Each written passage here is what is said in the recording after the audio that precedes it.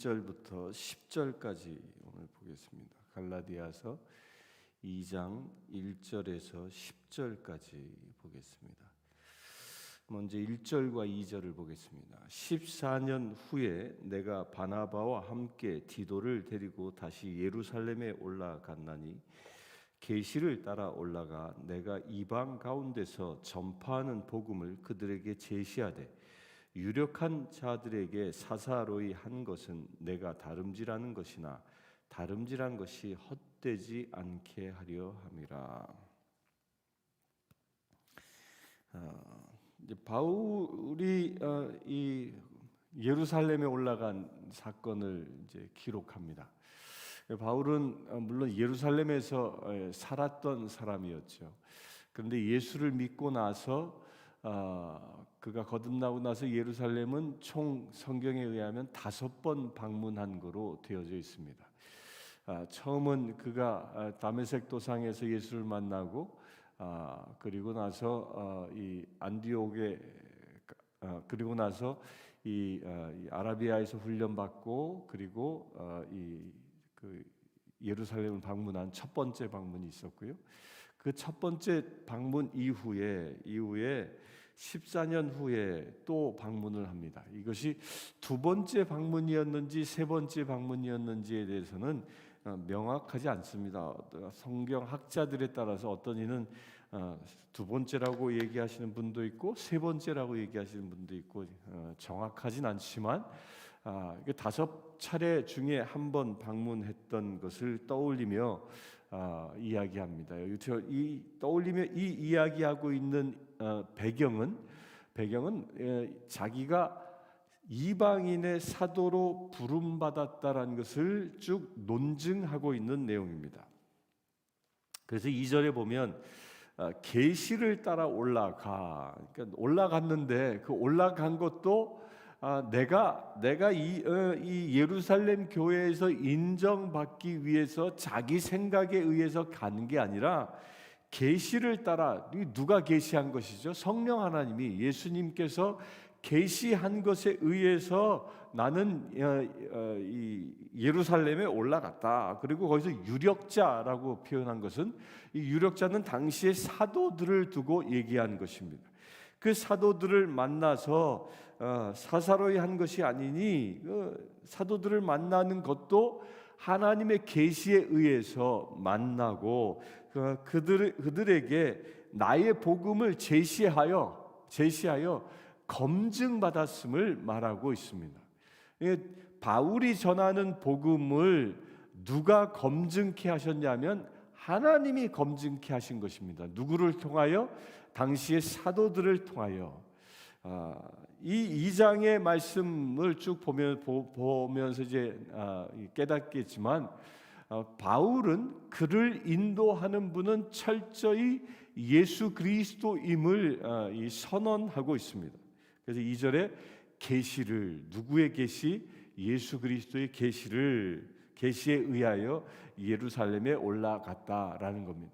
그러니까 우리 그리스도인들은 하나님의 계시, 곧 말씀의 계시에 의하여 움직이는 사람들입니다.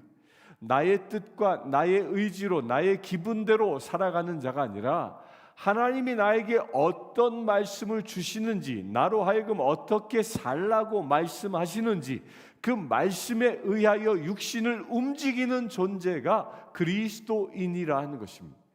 기도하라 하면 기도하고, 복음을 전하라 하면 전하고, 말씀을 보라 하면 말씀을 보고, 섬기라 하면 섬기고, 베풀라 하면 베풀 수 있는, 이렇게 하나님의 말씀 마음이 주어질 때에 그때 움직이는 존재가 그리스도인이라는 겁니다.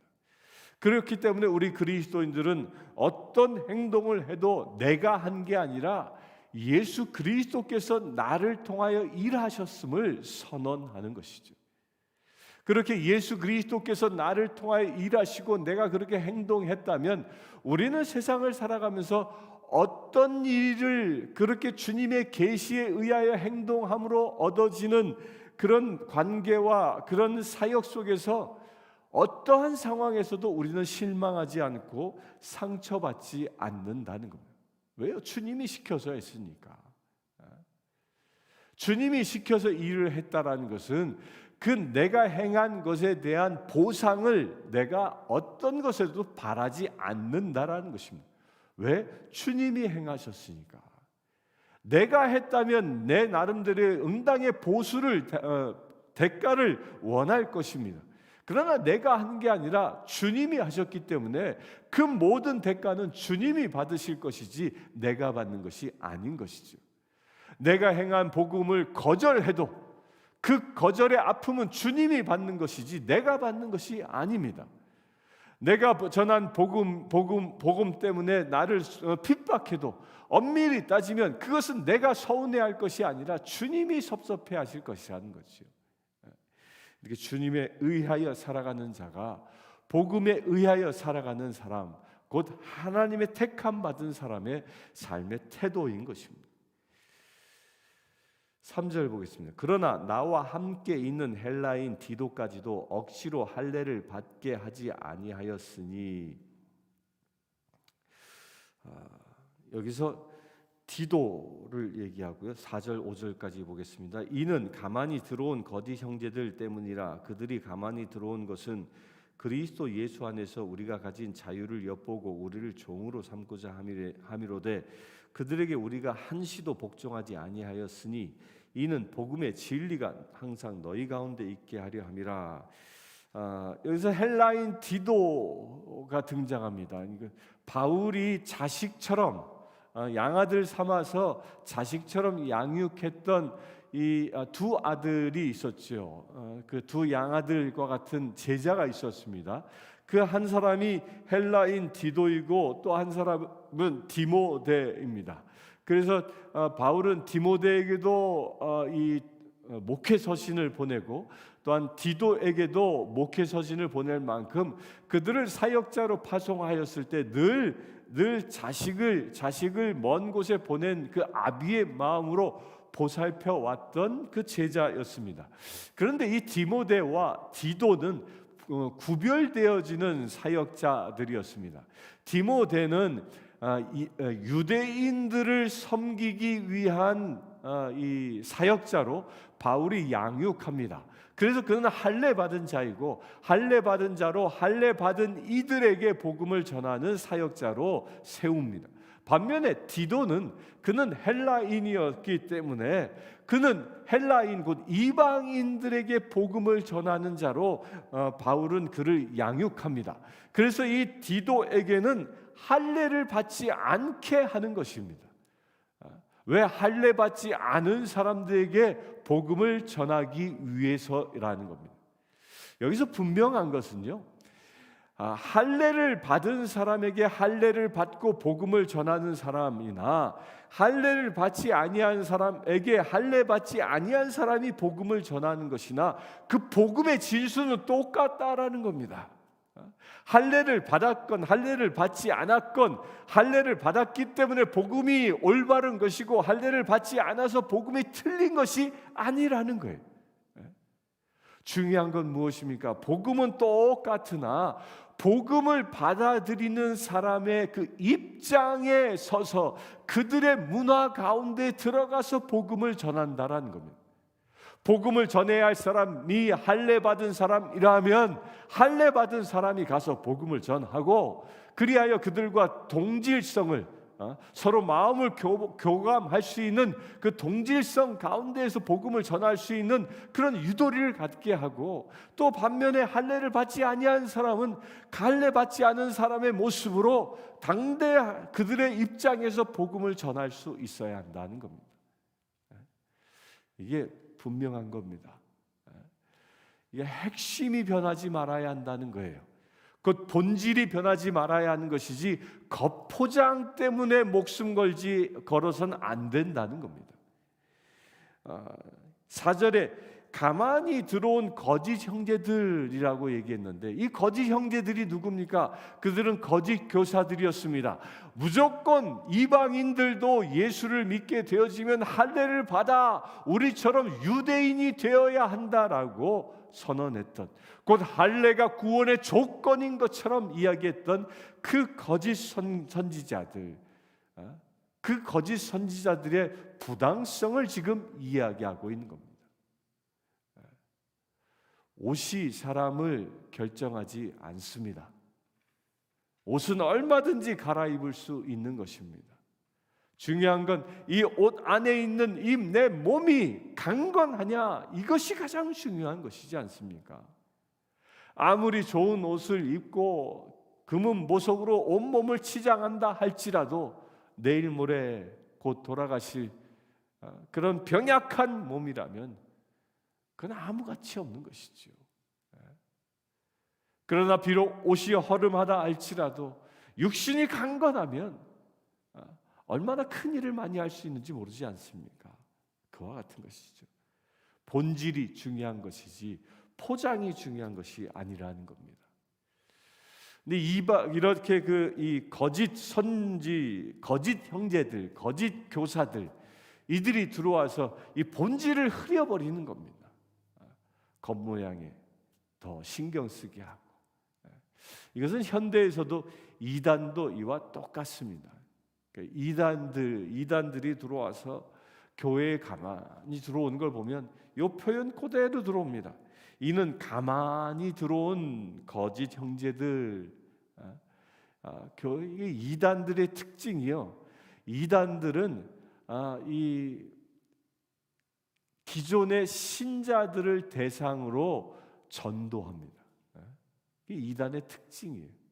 근데 어떻게 들어와요? 가만히 들어옵니다. 그 대표적인 게 신천지죠. 신천지.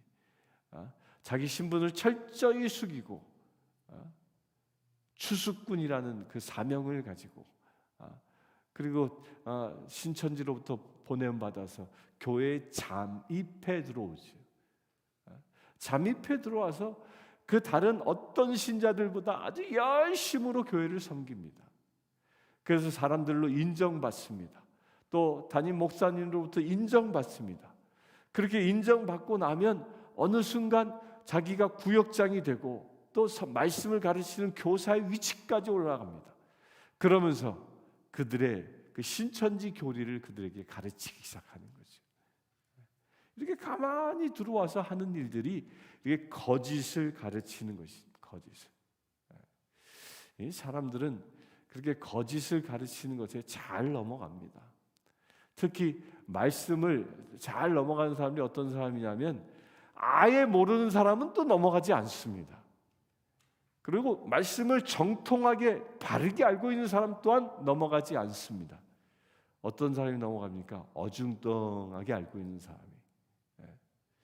요즘 이 미국에서도 보이스피싱이 아주 그냥 넘쳐납니다. 또 심지어 문자로도 보이스피싱 문자들이 이렇게 옵니다. 근데 한국 사람들 가운데 그 보이스피싱에 당하는 사람들은 어떤 유형이에요? 영어를 아주 잘하는 사람 안 당합니다. 영어를 아주 못하는 사람, 뭐 읽어도 이게 뭔 말이야 이해하지 못하는 사람 안 당합니다. 그런데 어중뚱하게 알아듣고 어중뚱하게 이야기하는 사람들이 거기에 당한다고 하죠. 그게 뭐 교민 사회에서 회자되고 있지 않습니까? 이 사단이 노리는 게 그겁니다. 명확히 진리를 알지 못하고 그냥 어중뚱하게 알고 있는 사람들은 사단의 목표라는 게 타겟이 된다는 겁니다. 이 거짓 형제들이 바로 이렇게 어중뚱하게 알고 있는 그 갈라디아 그 초신자들에게 침투해서 할례를 받아야만 구원에 이를 수 있다라고 복음을 변질시킨 것이죠. 그래서 우리가 이 말씀에 정통해야 하는 이유가 거기에 있는 것입니다. 이 새벽을 깨우며 기도하고 이 말씀을 보시는 여러분들은 복 받은 사람들입니다. 왜입니까? 지금 우리가 말씀을 쭉 통독해 나가면서 구절구절을 곱씹고 곱씹지 않습니까? 이 곱씹고 곱씹는 이 말씀들이 여러분들의 골수에 새기는 축복이 일어나길 바랍니다. 그래야 말씀이 바로 여러분들 안에 서 있으면 어떤 이단의 유혹에도 넘어가지 아니하고 오히려 그들을 변화시킬 수 있는 영적인 무장이 일어날 줄 믿습니다.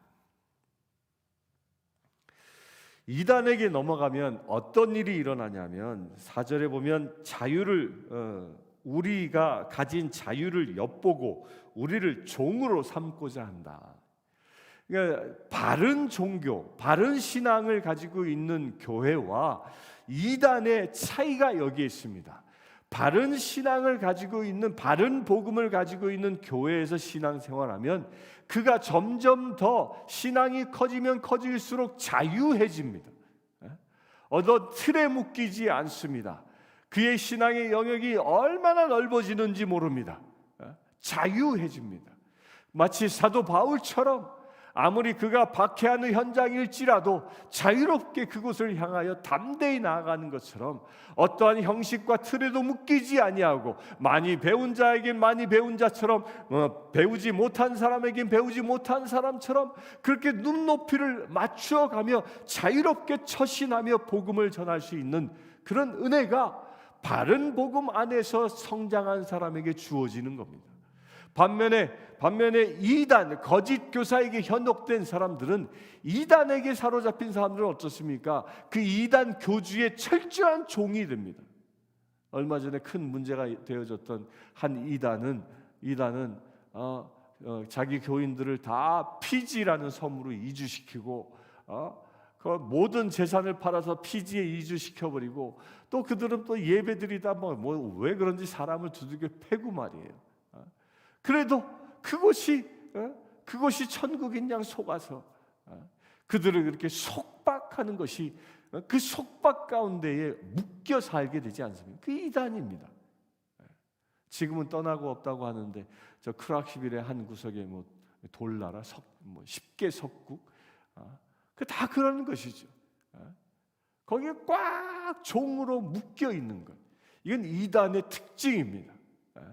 교주의 종되게 하는 것이 이단의 특징이라는 거예요.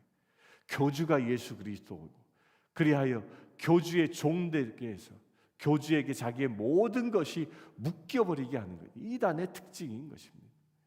여러분들 바른 교회에서 바른 복음에서 성장한다면 여러분들은 묶인 자가 아니라 자유한 자 되어지는 것입니다. 복음 안에서 자유하여 세상 땅끝까지 복음을 전하며 기뻐할 수 있는 자가 되어질 줄 믿습니다. 6절 봅니다. 유력하다는 이들 중에 본래 어떤 이들이든지 내게 상관이 없으며 하나님은 사람을 외모로 취하지 아니하시나니 저 유력한 이들은 내게 의무를 더하여 준 것이 없고 도리어 그들은 내가 무할례자에게 복음 전함을 맡은 것이 베드로가 할례자에게 맡음과 같은 것을 보았고 베드로에게 역사하사 그는 할례자의 사도로 삼으신 이가 또한 내게 역사하사 나를 이방인의 사도로 삼으셨느니라. 베드로는 할례자에게, 바울은 무할례자에게 복음을 전하도록 사명을 받은 자다라는 것이 확인되어졌습니다. 누구를 통하여? 유력자, 곧 당시의 사도들을 통하여 확인되어졌다라는 것을 지금 변증하고 있는 겁니다. 갈라디아 사람들이여, 이 거짓 형제들이 나의 사도권에 대하여 부인했느냐? 아니다. 나는 예루살렘에 올라가서 이 유력자들 사도들로부터 나는 이방 선교를 담당하는 사도임을 인정받았다라고 다시 변론하고 있는 겁니다. 그런데 여기서요, 우리가 8절을 보면 베드로에게 역사하사 그를 할례의 사도로 삼으신 이가 또한 내게 역사하사 나를 이방인의 사도로 삼으셨느니라. 베드로를 할례자의 사도로 삼으신 이가 누구예요? 그 이가 누구예요? 예수 그리스도예요. 예수께서 베드로를 할례 받은 자의 사도로 삼으셨고, 또한 이가 곧 예수가 바울인 나를 이방인의 사도로 삼았다라는 겁니다. 여기서 주어가 예수 그리스도이십니다. 여러분들 이 시간 새벽을 깨우도록 부르신 이가 누구십니까? 예수 그리스도이십니다. 여러분들로부터 이 땅을 위하여 기도하라고 부르신 이가 누구십니까? 예수 그리스도이십니다. 특별히 이 내시빌 땅까지 부름받은 우리 한인들, 이곳까지 인도하시는 이가 누구십니까? 예수 그리스도이십니다. 그분이 우리를 이곳에 보내주셨고, 그분이 우리로 하여금 이 땅을 섬기게 하셨고, 그분이 우리로 하여금 이 땅을 마지막 시대에 하나님의 나라를 준비하라고 우리를 부르신 것입니다.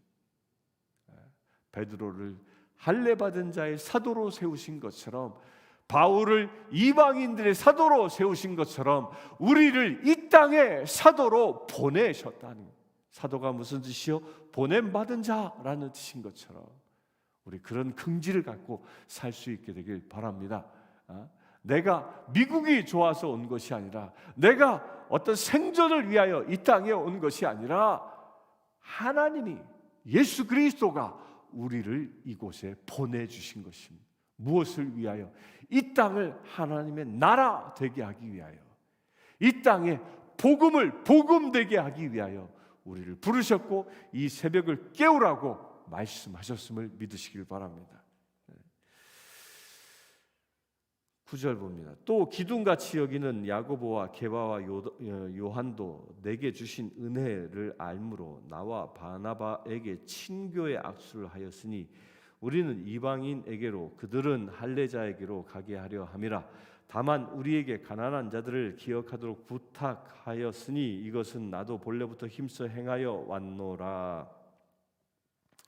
이제 그렇게 서로가 이 자기들의 역할, 할례받은 자와 무할례자들을 위한 사도로 부름받은 그들이 9절에 보면 중요한 말이 친교의 악수를 하였다라고 말합니다. 이 친교의 악수라는 말은 그냥 단순히 오랜만에 만났으니까 악수하고 헤어질 때 그래 잘가 이렇게 솔롱하는 이런 악수의 의미만이 아닙니다.